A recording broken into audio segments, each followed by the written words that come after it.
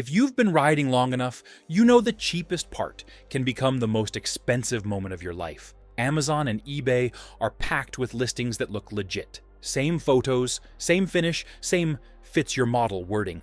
That's the trap. Counterfeits are made to pass a photo, not survive heat, load, and vibration. They bolt on, they feel normal, and then they fail when it matters most. In this video, we're exposing how these $20 parts get onto trusted marketplaces, why the blame never follows the seller, and what experienced riders check before buying. Watch till the end, and I'll give you the exact questions to ask before you install anything. The quiet purchase. It usually happens late, when the house is quiet and the garage lights are off. A phone screen glows, a familiar logo loads, and a part appears that looks exactly like the one already on the bike. Same shape, same finish, same promises. The price feels reasonable, even responsible. Nothing flashy, nothing reckless. Just a replacement that seems good enough to keep things moving. The listing feels safe because it feels ordinary. Trusted marketplaces, clean photos, a description written in confident language that mirrors what riders have seen for decades. It claims compatibility, durability, and reliability without sounding exaggerated. There is no pressure, no warning, no sense that a decision is being rushed. It feels like maintenance, not risk. That feeling matters. It lowers the guard. It frames the purchase as routine rather than consequential. The part slides into the cart beside other household items, ordered with the same ease as shop towels or gloves. The mind says this is common sense. The experience says this has been done before. Nothing about the moment signals danger. What makes it work is familiarity. The language matches expectations. The photos match memory. The platform itself carries trust earned over years of normal purchases. The decision feels informed even when it is based almost entirely on appearance. The problem is not carelessness. It is comfort. The risk is not in the act of buying. It is in what cannot be seen through a screen. The shift happens when same stops meaning identical, when same part means something else. On the surface, the part looks right. The finish is smooth. The edges are clean. The dimensions appear correct. Side by side, most people would struggle to spot a difference. That is by design. These parts are built to pass a visual test, not a functional one. The shortcuts are subtle. Materials that look solid but lack consistency. Internal spaces shaped quickly rather than precisely. Surfaces polished to hide rough transitions underneath. Small deviations in thickness that are invisible without measurement. Each difference seems minor alone, but they stack. Tolerances matter more than appearance. When those tolerances drift, stress moves to places never meant to carry it. The part still fits. It still bolts in. It still feels right in the hand. Nothing about it suggests compromise unless you know where to look, and most people never have reason to. Manufacturing choices are invisible at rest. They only reveal themselves under load, heat, and movement. The finish stays pretty. The logo, if present, stays sharp. What changes is happening inside, where shortcuts were taken to move faster and cheaper. This is why appearance lies. The part does not need to be good. It only needs to look convincing long enough to be installed. Sitting still, it passes every test the eye can give it. Motion is where truth shows up, and some components are unforgiving once that motion begins. If this breakdown is helping you see what others miss, support the work by liking the video and subscribing. Add your experience or questions below so the conversation stays honest and useful for riders who care about safety and truth. The one component that doesn't get a second chance. Among all the parts riders replace, there is a category that offers no margin. These pieces are small, often overlooked, and rarely discussed outside of serious conversations. They carry load constantly. They do not ease into failure. They do not give warnings. When one of these parts lets go, it does so suddenly. There is no gradual change in feel, no gentle reminder to pull over. One moment, everything is normal, and the next moment, control is gone. The transition is instant. The reason is simple. These components operate under continuous stress. They absorb force, redirect movement, and keep alignment where it must remain exact. A minor deviation becomes catastrophic because there is no backup role. Nothing steps in when they stop doing their job. Riders tend to trust these parts because they always have. They are not adjusted often. They are not inspected closely once installed. They live out of sight and out of mind, doing their work quietly for years when built correctly. That history creates confidence. Confidence turns into assumption. Assumption turns into risk when the internal makeup changes without notice. The part still looks the same. The job still seems simple. The consequences, however, are no longer predictable. If the risk is this severe, the question becomes unavoidable. How did parts like this become so easy to find? If you want to build a setup that's actually trustworthy, check the description for the gear and accessories list. How these parts get on trusted marketplaces. The path is straightforward. Third-party sellers list items using copied images and recycled descriptions. A single successful listing is duplicated dozens of times, each one blending into a sea of similar offerings. Enforcement depends on reports, not inspection, and most listings never attract attention. The marketplaces themselves are built for scale, not scrutiny. They connect buyers and sellers efficiently, but they do not examine every item beyond surface compliance. If it matches category rules and avoids obvious violations, it stays live. Volume does the rest. Once a part is listed, momentum protects it. Sales generate visibility. Visibility generates trust. Trust generates more sales. The listing gains legitimacy simply by existing long enough without complaint. Nothing about the process evaluates what the part is meant to endure. Brand names are mimicked. Packaging is approximated. Even warnings are copied verbatim. The system rewards resemblance, not authenticity. Sellers move quickly, change names, and reappear under new storefronts when needed. To the buyer, it all looks stable. The platform feels familiar. The options feel endless. The difference between a verified supply chain and an anonymous one disappears behind convenience. At that point, the gate is open, and once open, very little closes it again. The warnings that happen off the record. Long before a failure is obvious, small signals begin appearing at service counters. A box is opened, a part is examined. Briefly, the conversation shifts tone without explanation. The item is set aside, not argued over, simply declined. No speeches follow, no lectures are given. The decision is framed as routine, even polite. These moments rarely become confrontations. The refusal is quiet. The paperwork notes "customer supplied" and moves on. Another option is suggested without naming a reason. The interaction stays calm because everyone understands the subtext. The part does not inspire confidence, and confidence is the currency of a service desk. Behavior changes appear first, not statements. Certain parts are no longer accepted. Installations that once happened automatically now require a pause. The tone remains professional, yet the boundary is firm. What used to be normal becomes conditional, handled carefully and without drama. These adjustments are not coordinated. They spread through observation. One technician notices a pattern. Another shares an experience. A desk manager chooses caution over speed. None of this is documented publicly. It does not need to be. The signal is internal, passed through habits rather than memos. What matters is that these warnings are not abstract. The same items reappear. The same questions are asked. The same uneasy feeling returns. Over time, the response hardens into policy without being announced. Those quiet signals only appear after repetition sets in. Failure patterns that don't make the news. Failures that attract attention are rare. Most of what matters happens quietly and repeatedly, long before anything dramatic occurs. Heat builds slowly. Vibration works constantly.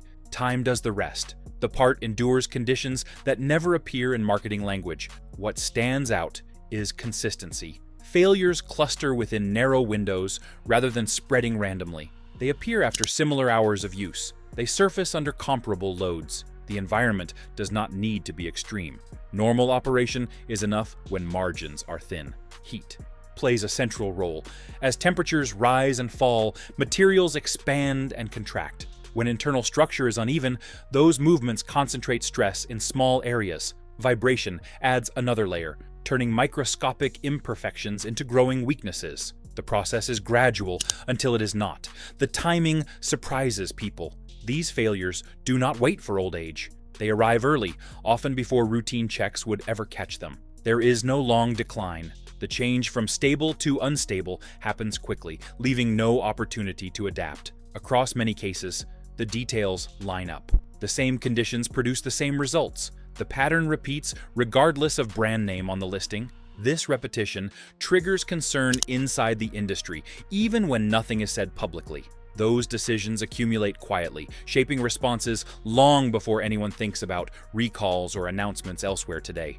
That repetition raises a harder question about response. Why nothing gets pulled or flagged? Once questions surface, the expectation is that someone will step in. That expectation is misplaced. There is no single manufacturer attached to these parts. Names on listings are storefronts, not producers. When something goes wrong, the trail ends quickly. Traceability is the missing link. Legitimate components carry records that follow them from production to distribution. These items do not. Batch numbers are absent or meaningless. Packaging points nowhere. The path backward dissolves after purchase. Accountability requires identity. Without a responsible entity, there is no mechanism to pull products from circulation. Notices cannot be issued. Warnings have nowhere to land. The system depends on someone being answerable, and here no one is. This gap is not accidental. It exists because platforms connect buyers and sellers without verifying origin. As long as categories are met, responsibility remains diffuse. Removal happens only when complaints reach a threshold, not when risk is suspected. The result is inertia. Listings persist. Sellers rotate identities. The same items resurface under new names, carrying the same weaknesses forward. Oversight assumes structure, and structure is absent here. Without records, risk floats freely, detached from consequence or correction. Each transaction resets responsibility, leaving the underlying problem untouched. Time does not resolve this condition. Volume amplifies it, allowing exposure to spread quietly. The absence of ownership guarantees delay. That vacuum leaves one obvious safeguard conspicuously absent. The testing legit, parts survive. Legitimate components face a process designed to expose weakness before installation. The work begins with stress cycles that repeat far beyond normal use. Loads are applied, released, and applied again until patterns emerge. The goal is not perfection, but predictability. Heat loads follow. Parts are subjected to rising and falling temperatures in controlled sequences. Expansion and contraction are measured. Materials that behave inconsistently are removed early. Stability under change is the requirement. Fatigue simulation extends the process. Components are run through thousands of cycles to observe wear over time. Microscopic changes are tracked. Deformation is documented. The part is expected to survive long before it is approved. This process is slow and expensive. It requires specialized equipment and disciplined documentation. Results are reviewed, compared, and repeated. Failure during testing is acceptable. Discovery after release is not. The contrast is sharp. When these steps are absent, unknowns remain embedded inside the part. Performance at rest offers no insight into behavior under sustained load. Each stage isolates variables, allowing engineers to see cause and effect clearly. Data accumulates slowly, building confidence through repetition rather than assumption. Margins are defined, limits are confirmed, and tolerances are locked in. Approval comes only after consistency replaces chance across every measure. Documentation preserves those results for future comparison and reference. Deviations trigger review immediately. Without that process, consequences relocate beyond the factory. How failures get rewritten after a crash. When something goes wrong on the road, the story begins forming immediately. A report is written, a scene is cleared. The focus shifts to speed, conditions, and rider input. Mechanical examination is brief, often limited to what is visibly broken. Smaller components rarely receive attention unless they are obviously destroyed. Assumptions fill the gaps. Loss of control becomes the headline explanation. Environmental factors are cited. Human error is listed as the default cause because it is familiar and easy to document. The narrative settles quickly, long before deeper inspection would reveal anything useful. Parts that fail internally leave little evidence behind. They do not announce themselves. Once separated from the bike, they blend into debris or disappear entirely. Without targeted analysis, the role they played is never considered.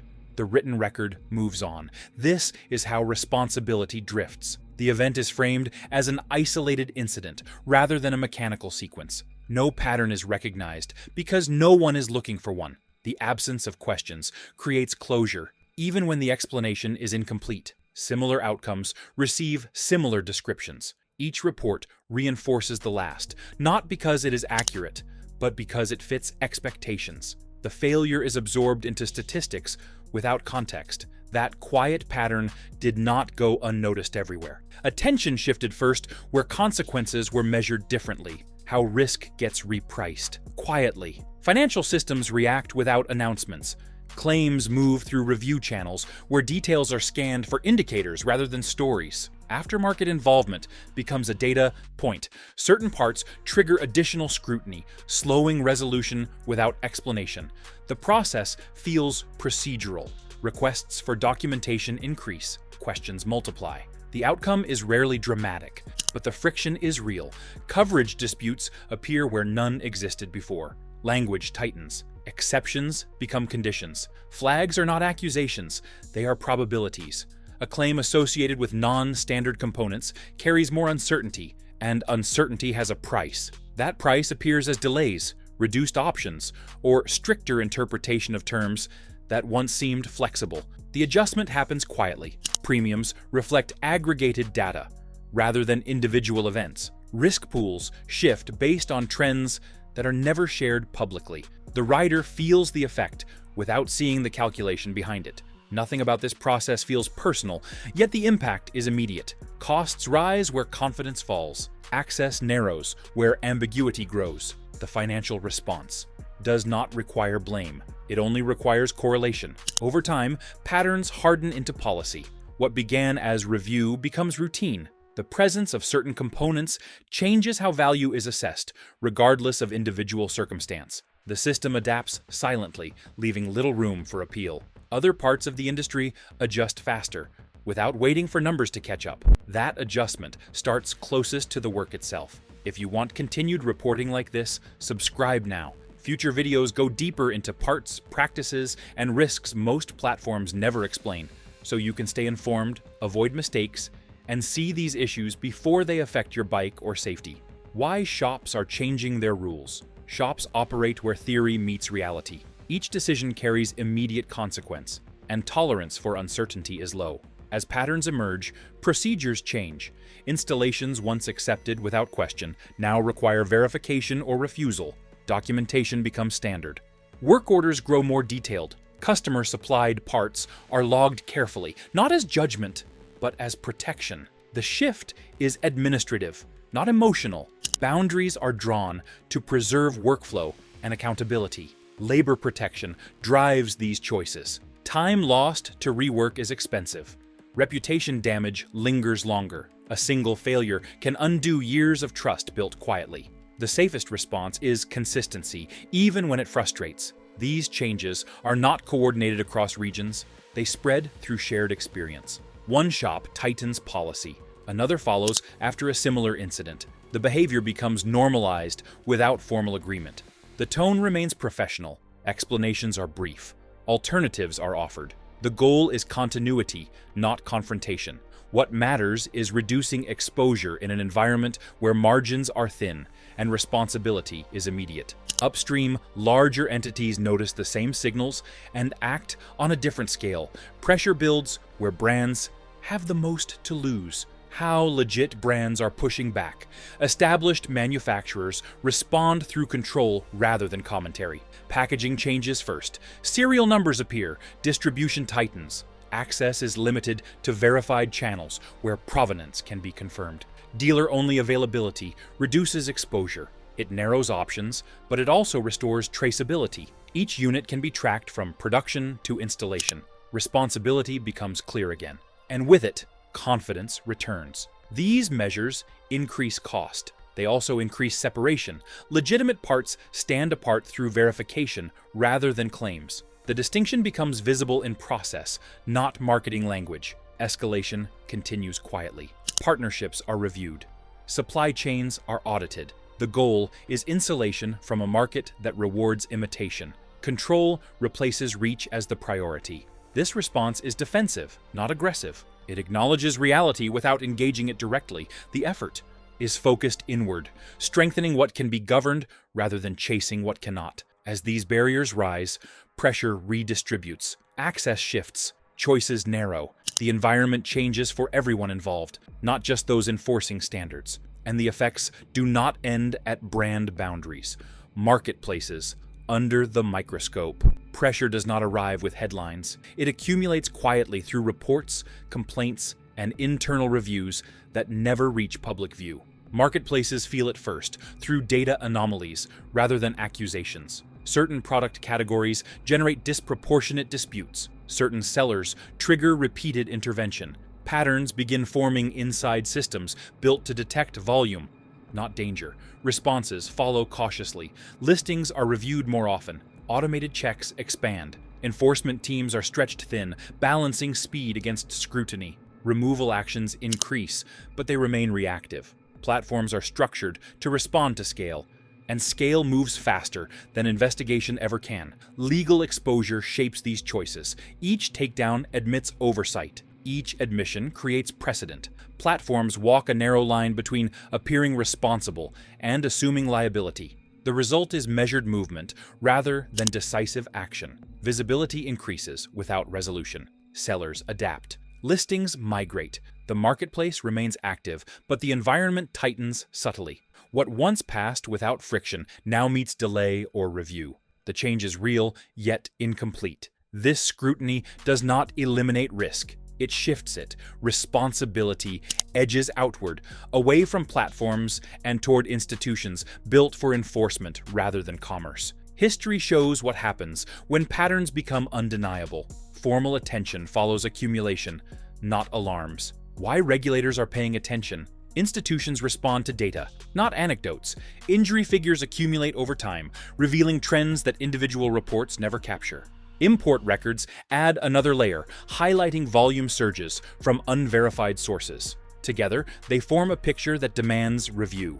Regulatory attention begins cautiously. Questions are asked. Scope is defined. The focus remains narrow at first, targeting categories rather than actors. Safety frameworks are applied where authority exists, even when supply chains resist clarity. Import controls receive renewed emphasis. Documentation requirements tighten. Shipments draw closer inspection. The goal is not prohibition, but accountability. Without traceability, oversight cannot function.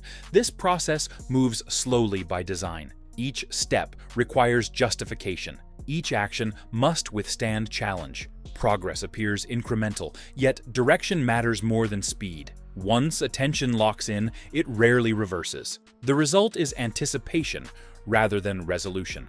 Market participants sense the shift before rules change. Preparations begin quietly, long before public guidance appears. Compliance becomes a topic again, even where it had faded. As oversight grows, the effects are felt closest to the work itself. The first response happens where hands touch hardware. Daily routines adjust before regulations appear. Habits change quietly. Choices narrow. Experience becomes the filter that paperwork cannot replace. Those working directly with machines sense risk earlier than systems designed to track it. They respond through caution, refusal, and scrutiny, not statements. This shift is practical, not ideological. It protects time, reputation, and continuity. Long before rules arrive, the work adapts, because consequences arrive faster than guidance, and prevention is always cheaper than explanation after failure occurs in real conditions. The shop floor becomes the gatekeeper. Cultural change often arrives without announcement. On the shop floor, expectations adjust through habit rather than instruction. Mechanics become filters by necessity, not mandate. Each decision reflects experience accumulated over years, not policy handed down from elsewhere. The identity of the role shifts. Installing a part is no longer purely mechanical. It carries judgment. The work includes assessing origin, consistency, and risk. Acceptance becomes conditional, guided by patterns rather than optimism. Liability. Awareness sharpens this shift. Responsibility feels immediate in environments where outcomes are tangible. Trust is protected through caution. The craft evolves to include refusal as a skill, not a failure. These changes ripple outward. Conversations adjust. Recommendations narrow. The definition of acceptable work tightens. What once felt flexible now feels deliberate. The shop becomes a checkpoint rather than a pass-through. This role is not embraced loudly. It is adopted quietly because it works. The culture values continuity over conflict. The filter holds because it protects both sides of the counter. As boundaries solidify, one choice remains, entirely personal. That choice cannot be delegated. No policy, platform, shop, or brand can make it for you. The moment arrives quietly, without warnings or debates. It sits between convenience and responsibility, between habit and judgment. Experience does not force the decision, but it sharpens it. Years on the road teach where margins shrink and consequences expand. In that moment, control still exists. Once passed, it does not return. The decision belongs to the individual alone, carrying outcomes that follow long after the ride ends. Nothing replaces ownership when consequences arrive without apology delay. The real cost of saving, $20. Every decision carries weight, whether acknowledged or not. Experience teaches that trade-offs exist even when they are invisible at purchase. What appears economical in isolation can become expensive when viewed over time. Judgment develops through repetition. After enough miles, patterns emerge. Shortcuts reveal their price. Convenience is weighed against certainty. The calculation changes with experience, not instruction. The number itself is misleading. $20 represents more than currency. It reflects a willingness to accept unknowns. Sometimes that choice works, sometimes it does not. The difference lies in what cannot be seen until later. Knowledge does not eliminate risk, it reframes it. Decisions become intentional rather than accidental. Responsibility shifts back to the moment of choice, where control still exists. This is not about fear or blame. It is about awareness, earned through years of outcomes. Experience simplifies complex systems into instinct. That instinct guides decisions quietly, long before consequences appear. In the end, the cost is not measured in dollars alone. It is measured in trust, confidence, and the narrow margin between normal operation and irreversible consequence. Every choice carries weight long after the receipt fades. Experience teaches that shortcuts rarely announce themselves early. They wait, they blend into routine. They hide behind familiarity until conditions change. What feels acceptable in the moment can become defining later.